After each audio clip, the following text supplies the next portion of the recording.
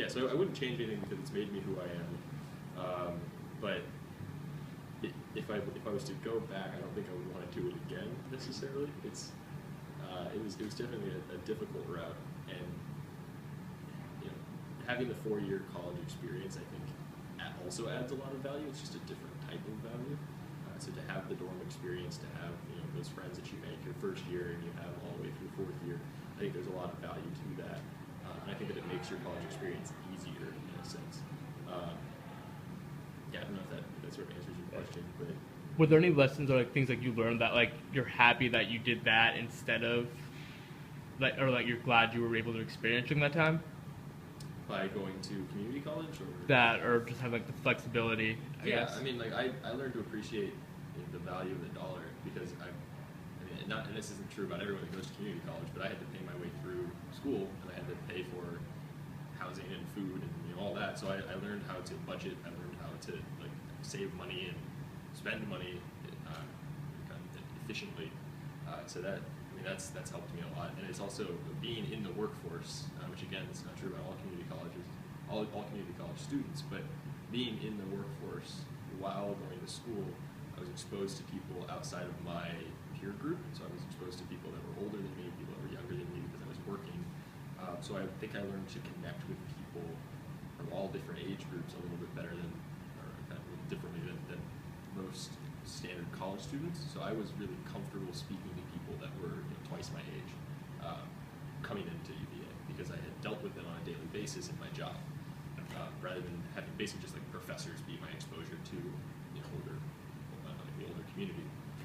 I actually worked with and lived with and hung out with people that were significantly older than me on a daily basis. So I think just that's just sort of that life experience that you can get from taking a bit of a different path. What did you do that you felt really helped your case in getting into UVA and then getting into a place like JP Morgan? And what advice would you give someone who has to drive down a similar path? I think a big part of it is being true to who you are, and not being sort of ashamed of the different path that you've taken to get to where you are. I know people when I transferred in, when we transferred in, there was, oh yeah, I don't want to say I was a community college student. I don't want to say that I transferred. No, like own that. That's your experience. That's something that you did that differentiates you from people. So if you can show, yeah, I took a different path, but I'm still doing X, Y, and Z. Here are all the things that I've done. I've had to work hard to get to where I am. And you own those experiences and you make them a part of who you are, rather than trying to put them aside. Your variance is what makes you unique, and if you can own those variances, that's what's going to make you stand out. So I think that was a big part of it, just showing that I've made mistakes, and I've had kind of like a bumpy path, but I never gave up and I keep trying. I think that was a big part of it in both UVA and JP Morgan. What was your biggest challenge like coming from that background to UVA? So I mean, it was a little easier for me just because I was familiar with UVA culture, just because I grew up in Charlottesville. But I mean, academically, it's significantly different. Community college is not UVA. UVA is much harder than community college. So just preparing academically was definitely a learning curve, a steep learning curve. But I think that's probably the hardest part of it. And I mean, it is different, even though I kind of knew what to expect coming into UVA. It still is a huge community, and it is very different than community college. It's very different than high school. So I mean, like every first year, there's a bit of a shock of just sort of culture. But I would say that the biggest challenge was kind of adjusting to the academic rigor that comes with University of Virginia. Right. Did you find yourself making like friends stuff easily, or were like it's kind of hard because people had like formed friendships and stuff out there? First few years here. I made it a priority to connect with people as quickly and get as many people as I could. That's why I got involved in student government and things here. I wanted to put myself into organizations that would allow me to connect with a lot of people quickly. Also, McIntyre helps just because it's like everyone is kind of new here, so people didn't really know that you were new unless you told them that you were new. So I mean that definitely helped. But yeah, I immersed myself in sort of student life as quickly as possible so that I could get to know as many people and make those connections. Networking and just social interaction is really important to me. So so I just made it a priority. Okay. Are there any noteworthy pitfalls that you would advise someone to avoid, if at all possible, Regarding either transferring in, like in the process of transferring into a school, or early in the stages of being that transfer student?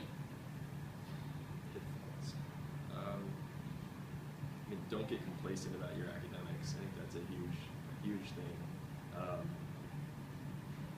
It's a lot easier just kind of like to do the bare minimum and do well when you're in a community college. You can't really just skate by once you come to a four-year institution. I think that's a big part of it. And then also transferring. A lot of times it's more competitive than even applying as a first year, or like with McIntyre, transferring in as an internal student. But I don't think that you want to let that go to your head.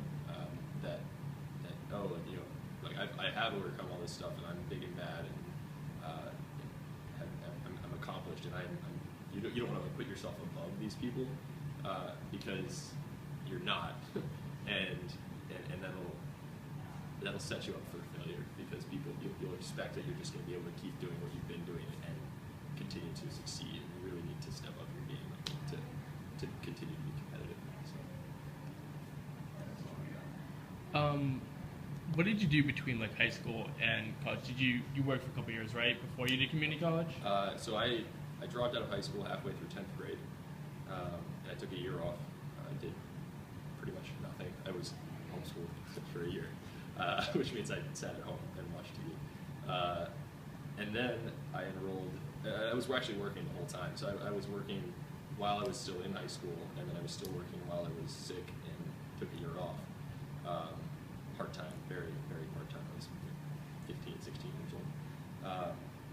And then about a year after I dropped out of high school, I enrolled in community college at Piedmont. And at that time, I started working a little bit more. I never stopped working. I was working the whole time. And I was going to school part-time and working full-time. So I worked for 7 years at a music store as a repair technician. And I worked for 7 years concurrently as a sound engineer in a venue, and did sound engineering jobs on the side as well, part-time on top of that. So I worked about 50 to 60 hours a week while I went to school part-time. Wow.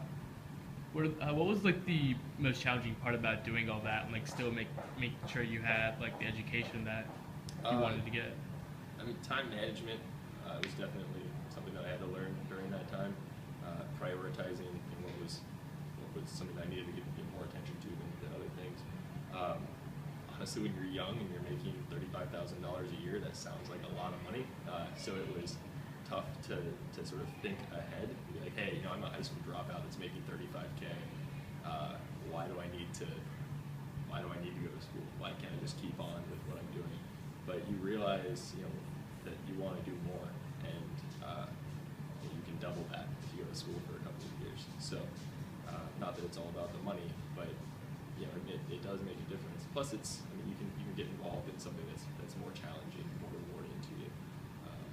So that was definitely something. Every once in a while, I would sit there and I would be very comfortable in the apartment that I owned, and having parties with my friends and whatever. But I wanted to do more than just sit there and be comfortable with the life, the small life that I had. I wanted to be challenged.